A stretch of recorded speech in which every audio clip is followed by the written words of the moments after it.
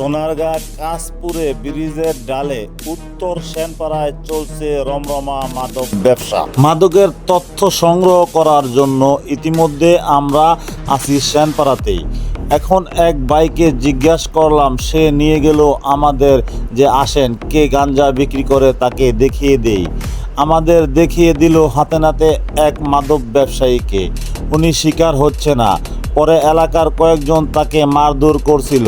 পরে এক পর্যায়ে সে স্বীকার করে, আমি আগে বিক্রি করতাম, এখন বিক্রি করি না, এখন এরা করে।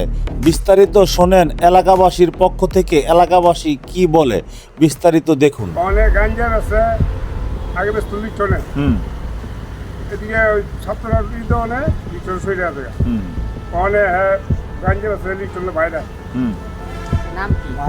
আফজাল আফজাল। আফজাল হ্যাঁ, আফজাল। আর গরিব আছে নুর লোকের বলা নুরুল হকের পোলারা বলে কি লিটনের বউ, উনি মাদক বিক্রি করে। তারপর হলো গিয়া এই রিনা খান, তারপর হলো গিয়া এই আফজাল করবো মোট কয়টা ফ্যামিলি? তিনটা ফ্যামিলি। তিনটে। এখানে কতজন আছে মাদক বিক্রি করে?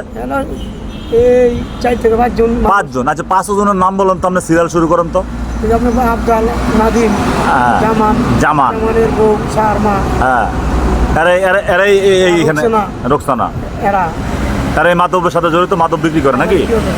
এরা যদি এই সেন্টার আছে না, আমরা বসি বাসি এই মুহূর্তে ওরা কি সেনপাড়ার স্থানীয়? না, এরা অস্থায়ী, এনকার কিছু না।